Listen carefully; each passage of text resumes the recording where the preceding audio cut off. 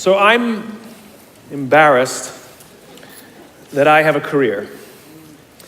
I talk about things like trust and cooperation, and there should be no demand for my work. But the fact of the matter is there is demand for my work, which means that there's an opportunity. It means that trust and cooperation are not yet standard in our organizations, and yet they should be, and we know that, which is why we're looking for ways to bring those things to our organizations. So I thought I would do something a little different today. You know, when you're speaking to tens of thousands of people and you have the opportunity to share a message, of course, most rational people would say, let's go with something I've talked about lots of times and I'm really good at, but I'm not normal, so I'm going to do something completely new, and I hope this works out. There are two things that I think that great leaders need to have: empathy and perspective. And I think these things are very often forgotten. Leaders are so often so concerned about their status or their position in an organization, they actually forget their real job. And the real job of a leader is not about being in charge, it's about taking care of those in our charge. And I don't think people realize this, and I don't think people train for this. When we're junior, our only responsibility is to be good at our jobs. That's all we really have to do. And some people actually go get advanced educations so that they can be really good at their jobs, accountants or whatever, right? And you show up and you work hard, and the company will give us tons and tons of training how to do our jobs. They'll show us how to use the software. They'll send us away for a few days to get trained in whatever it is that we're doing for the company. And then they expect us to go be good at our jobs. And that's what we do. We work very hard. And if you're good at your job, they'll promote you. And at some point, you'll get promoted to a position where we're now responsible for the people who do the job we used to do, but nobody shows us how to do that. And that's why we get managers and not leaders. Because the reason our managers are micromanaging us is because they actually do know how to do the job better than us. That's what got them promoted.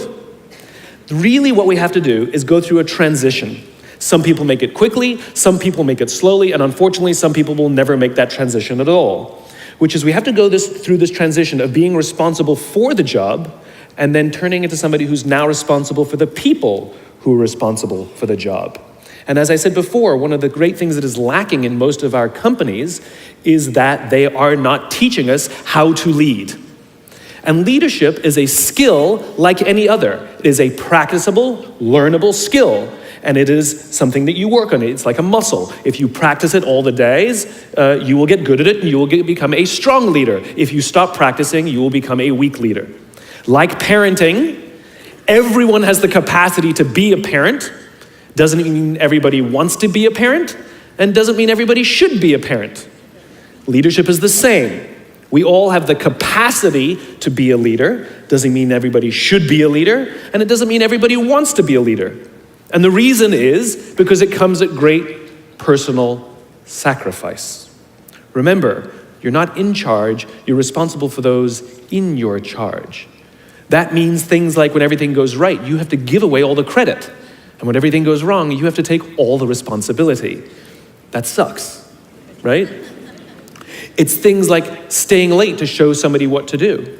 It's things like when something does actually break, when something goes wrong, instead of yelling and screaming and taking over, you say, try again.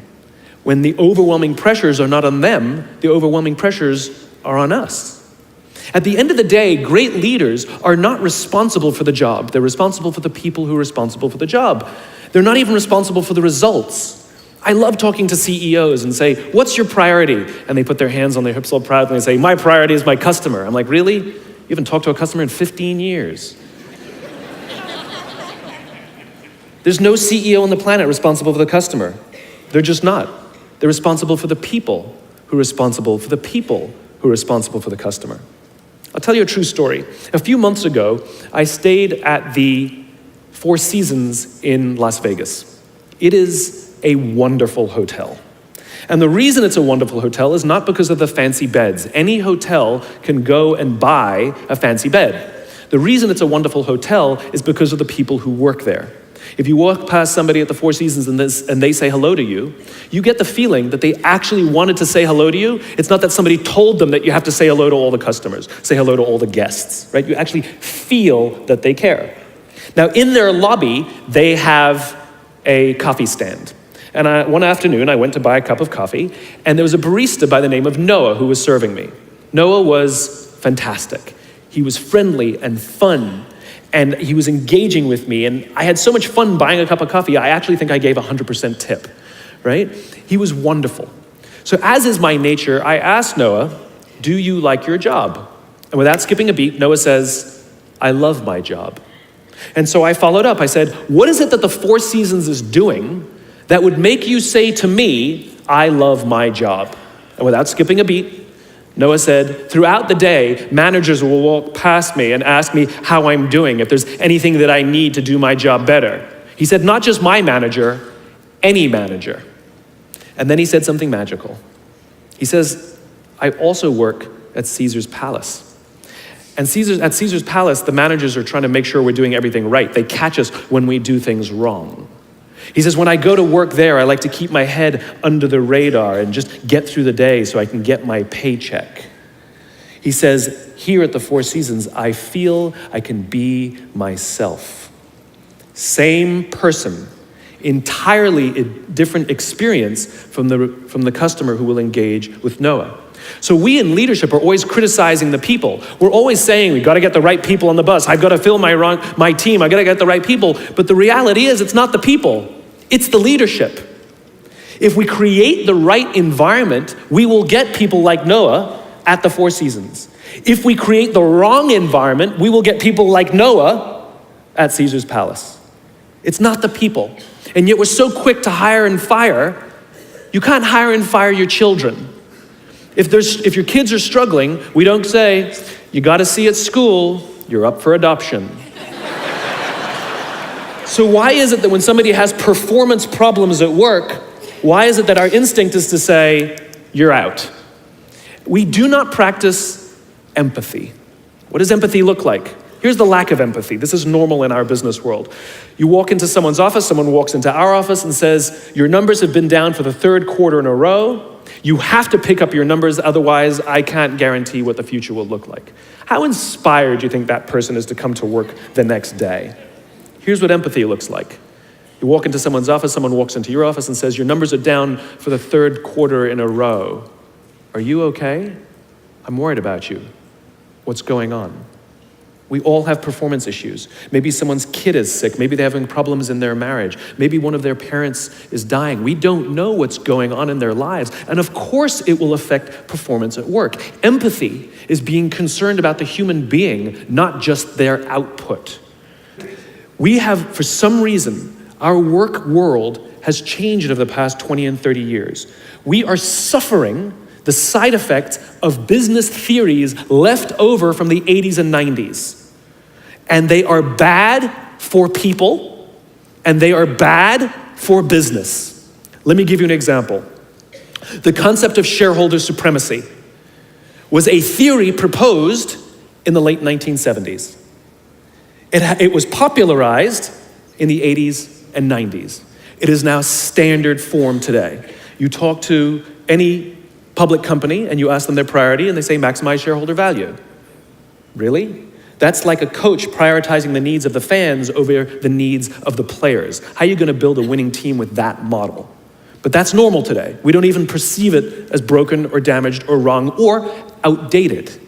Remember, the 80s and 90s were boom years with relative peace and a kinder, gentler Cold War. Nobody was practicing hiding under their desks in school anymore. We are no longer in those times. These are no longer boom years. These are no longer peaceful times, and those models cannot work today. Here's another one. Mass layoffs. Using someone's livelihood to balance the books, right? It's so normal in America today that we don't even understand how broken and how damaging it is, not only to human beings, but to business. You know, companies talk about how they want to build trust and cooperation and they announce a round of layoffs. Do you know the quickest way to destroy trust and destroy cooperation in a business, literally in one day? Lay people off, and everyone gets scared, right? Can you imagine sending someone home to say, honey, I can no longer provide for our family because the company missed its arbitrary projections this year? And forget about the people who lost their job. Think about the people who kept their jobs. Because every single decision a company makes is a piece of communication. And the company has just communicated to everybody else, this is not a meritocracy. We don't care how hard you work or how long you've worked here. If we miss our numbers and you happen to fall on the wrong side of the spreadsheet, I'm sorry, we cannot guarantee employment. In other words, we come to work every day afraid. And we're asking our youngest generation to work in environments where how would any of us ever stand up and admit, I made a mistake? We're constantly being told, you have to be vulnerable. Leaders are vulnerable. What does that even mean? It doesn't mean you walk around crying, I'm vulnerable, right? No, what vulnerability means is you create an environment in which someone feels safe enough to raise their hand and said, I don't know what I'm doing. You've given me a job and I haven't been trained to do it. I need help. I made a mistake. I screwed something up. I'm scared. I'm worried. All of these things no one would ever admit inside a company because it puts a target on your head in case there's another round. And so we keep it to ourselves. And how can a company ever do well if nobody's ever willing to admit they made a mistake, that's scared, or they don't know what they're doing? And so we've literally created cultures in which every single day everybody comes to work and lies, hides, and fakes. And we're asking our youngest generation to work and succeed and find themselves and build their confidence and overcome their addiction to technology and build strong relationships at work. We're asking them to do this, and these are the environments we've created. We keep saying to them, you're the future leaders. We're the leaders now. We're in control. What are we doing? This is what empathy means. It means if there's an entire generation struggling, maybe it's not them. It's like, the only thing that the common factor in all my failed relationships? Me. Same thing. Oh, we just can't get the right performance out of our people. Maybe it's you, right? It's not a generation. It's not them. They're not difficult or hard to understand. They're human beings like the rest of us, trying to find their way, trying to work in a place where they feel that someone cares about them as a human being. By the way, that's what we all want. In other words, it's not even generational. It's all of us. This is the practice of empathy, that if we're struggling to communicate to someone, if we're struggling to help someone be at their natural best, I'm tired of people saying to me, how do I get the best out of my people? Really, that's what you want? They're like a towel, you just wring them. How can I get the most out of them? No, how do I help my people be at their natural best?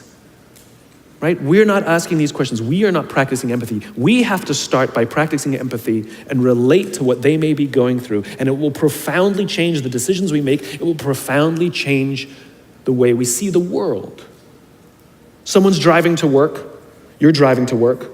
And someone wants to cut into your lane. What do? Do you pull your car up or do you let them in? Most of us pull our cars up and go like this. You wait your turn. Now let's practice empathy. I don't know, maybe they've been out of work for 6 months. Maybe they had trouble getting the kids out to school this morning and now they're running late for a really important interview and they just have to get to this interview and they're gonna cut into our lane. Or maybe they're just a bastard, I don't know. But that's the point. We don't know. We don't know. And the practice of empathy will say, I'll let them in and I'll arrive to work 1 car length late. Right? We don't always have to be right. We don't always have to be in charge. We don't always have to be the one who succeeds. It's not about winning or losing. And that's where I go to the second point. After empathy comes perspective, where it's not about winning or losing. In game theory, there are 2 kinds of games. There are finite games and there are infinite games. And this is how you're going to change your perspective. Right? A finite game is defined as known players, fixed rules, and an agreed upon objective. Baseball, for example. We know the rules, we all agree to the rules, and whoever has more runs at the end of 9 innings is the winner, and the game is over. No one ever says, if we can just play 2 more innings, I know we can come back. It doesn't work that way. The game is over, right? That's a finite game. Then you have an infinite game. Infinite games are defined as known and unknown players. The rules are changeable, And the objective is to keep the game in play, to perpetuate the game. When you pit a finite player versus a finite player, the system is stable. Baseball is stable, right? When you pit an infinite player versus an infinite player, the system is also stable. Like the Cold War, for example, because there cannot be a winner and a loser. There are no winners and losers in an infinite game, right? It doesn't exist. And because there are no winners or losers, what ends up happening in the infinite contest is players drop out when they run out of the will or the resources to play. But there's no winners or losers. Problems arise when you pit a finite player versus an infinite player, because a finite player is playing to win, and an infinite player is playing to keep the game going, right? This is what happened to us in Vietnam. We were playing to win, and the Vietnamese were fighting for their lives. We were the ones who got stuck in quagmire. This is the Soviet Union and Afghanistan. They were trying to beat the Mujahideen, and the Mujahideen would fight for as long as is necessary. Quagmire. Now let's look at business. The game of business has pre-existed or has existed long before every single company that exists on this planet today. And it will outlast every single company that exists on this planet today. There's no winning the game of business. And the reason is because we haven't agreed to the rules. I get such a kick out of this. You realize how many companies actually don't know the game they're in, right? Listen to the language that the companies use. We're trying to beat our competition. We're trying to be number one. Did you know that we were ranked number one? Look at the listing. Based on what criteria? Revenues, profits, market share, square footage, number of employees. Based on what time frame? A quarter, a year, 5 years, 10 years, 20 years, 50 years, 100 years? I haven't agreed to those standards. How can you declare yourself the winner? How can you declare yourself number one where no one else in the game has agreed to the rules? It's arbitrary. There is no winning because there's no end. In other words, companies are playing finite games. Listen to their language. They're trying to beat their competition. What does that even mean? It's the leaders and the companies that understand the game that they're in and organize their resources and their decision-making around the infinite contest that outlast and frustrate their competition. All the companies that we refer to as the exceptions, Southwest Airlines, Apple Computers, Harley Davidson, they're the exception. No, they're playing the infinite contest. They frustrate their competition. Is what happens. That's what happens, because they're not playing to win. Jim Senegal, the founder of Costco, which is the only real company that gives Walmart a run for its money, he says public companies are looking to succeed for the quarter. He says, we're looking for the next 50 years. You can hear him. He's playing the infinite contest. I spoke at a leadership summit for Microsoft. I also spoke at a leadership summit for Apple. Now, at the Microsoft Summit, I would say 70% of the executives, and this was under the Steve Ballmer days, I would say about 70% of the executives spent about 70% of their presentations talking about how to beat Apple. At the Apple Summit, 100% of the executives spent 100% of their presentations talking about how to help teachers teach and how to help students learn. One was obsessed with their competition, the other one was obsessed with where they're going. So at the end of my presentation at Microsoft, they gave me a gift. They gave me the new Zune, which was the competitor to the iPod Touch when it was a thing, right? And I have to tell you, this piece of technology was spectacular. It was beautiful. The user interface was incredible. The design was amazing. It was intuitive. It was one of the most beautiful, elegant pieces of technology I'd ever seen, right? Now, it didn't work with iTunes, which is an entirely different problem. I couldn't use it. But that's something else. I'm sitting in the back of a taxi with a senior Apple executive, sort of employee number 12 kind of guy, and I decide to stir the pot. And I turn to him and I say, you know, I spoke at a Microsoft summit, and they gave me their new Zune, and I have to tell you, it is so much better than your iPod Touch. And he turned to me and said, I have no doubt. Conversation over.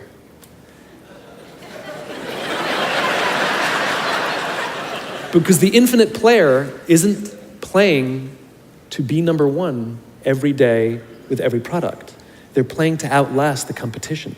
If I had said to Microsoft, oh, I've got the new iPod Touch, it's so much better than your new Zune, they would have said, can we see it? What does it do? We have to see it. Because one is obsessed with their competition, the other is obsessed with why they do what they do, the other is obsessed with where they're going. And the reason Apple frustrates their competition is because secretly, they're not even competing against them. They're competing against themselves. And they understand that sometimes you're a little bit ahead, and sometimes you're a little bit behind. And sometimes your product is better, and sometimes you're not.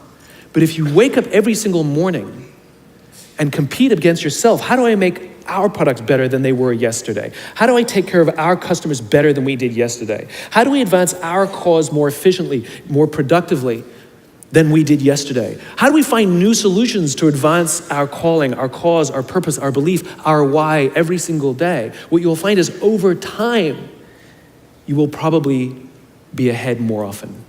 Those who play the infinite game understand it's not about the battle, it's about the war. And they don't play to win every day.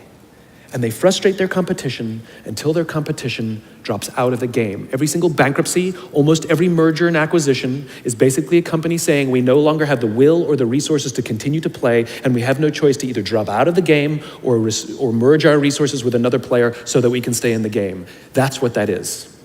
And if you think about the number of bankruptcies and mergers and acquisitions, it's kind of proof that most companies don't even know the game they're in. You want to be a great leader, start with empathy. You want to be a great leader, change your perspective and play the game you're actually playing. Thank you very much.